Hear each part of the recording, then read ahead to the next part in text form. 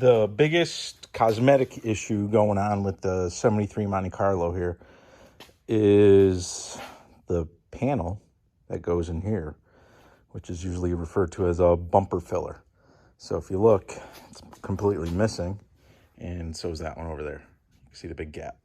What it was like a plastic or almost like a urethane piece that bolted up against underneath the leading edge of like the fender here, and it was body color. It was the green, but they got really brittle to the point where you just touched it and it crumbled.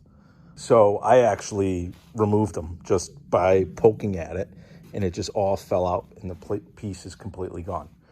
The hard thing about replacing these is basically any replacement you find that's OEM is going to be 50 years old and most likely brittle. The other thing is this is a 1 year only part on a 73. The 74 ones I believe can be adapted, but there's actually a little bit of a difference on the 73s, the way it's basically a 3-piece fill. So you have the two sides and this center piece here that's this like grayish silver.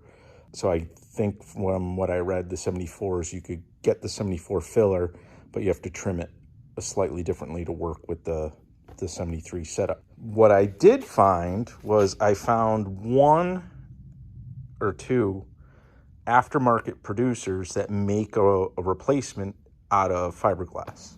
So I found a company called Replica Plastics that basically makes these parts, the 73 specific ones as well, out of fiberglass. So this one is actually for this side, right? So you can see it fits in there. So I am going to basically remove the bumper.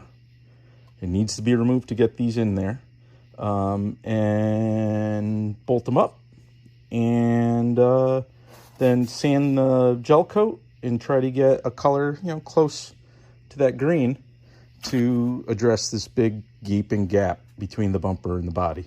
Okay, one of the things about these fiberglass parts, I want to show you something. So I already drilled holes.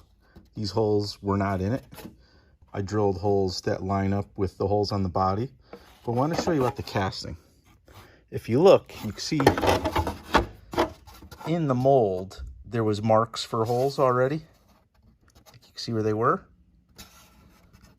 Right there. These were not in the correct location for my particular car. So my recommendation would be to basically ignore these.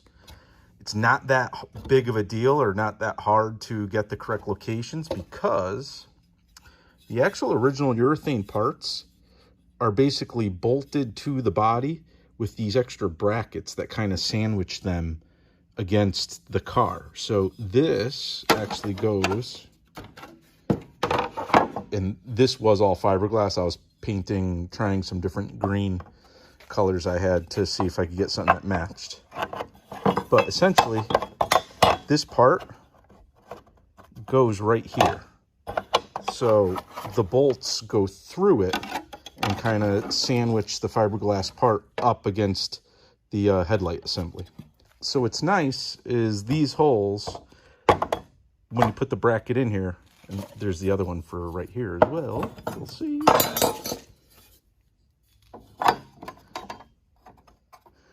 These parts kind of show you where the holes are supposed to be, okay? So I used these, I kind of mocked everything up and used these to be my guide for where the holes needed to be drilled into the fiberglass piece. So you'll see, okay? They are gel coated. So my next step, now that I got the holes where I wanted them, and mocked everything up, which I did when I took the bumper off the car. Now I got to prep this surface, sand it, primer it, and get these painted up to match.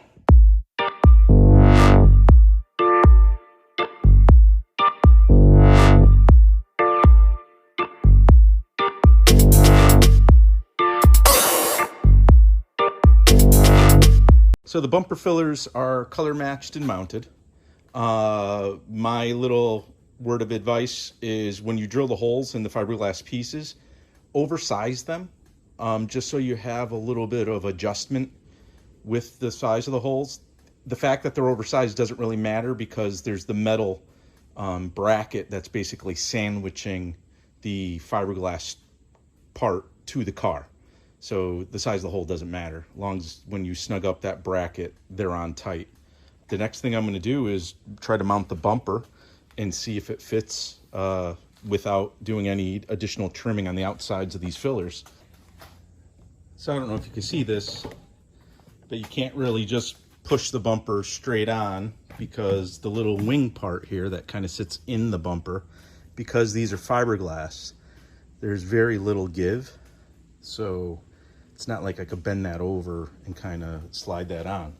So it's overhanging on both sides. So I guess I could loosen up the piece and try to like install it after this is kind of around it, or I could trim this here, and because it won't be seen because it'll be tucked under here. So first lesson learned, I went ahead and mounted these right up against the car nice and tight and then tried to put the bumper on. That's a mistake. You're almost better off putting these into the bumper and then mounting the whole thing as one piece and then putting in the screws that hold the fillers to the body. What I found is the wing sides of these need to be trimmed. So if you look, it's way off, right? So I loosened it all up and you can see how far this peak is. It should be over here, right? It should be kind of in the same valley of the bumper here. And it won't go over because this is hitting against the outside of the bumper. So I got to take this apart and just cut some of the fiberglass, this very corner underneath, take about, I don't know, maybe half an inch off of it, if not a little more, to get this to sit in the bumper that way more, and then it'll all go back and fit nicely. So here's the part now that I've mounted it.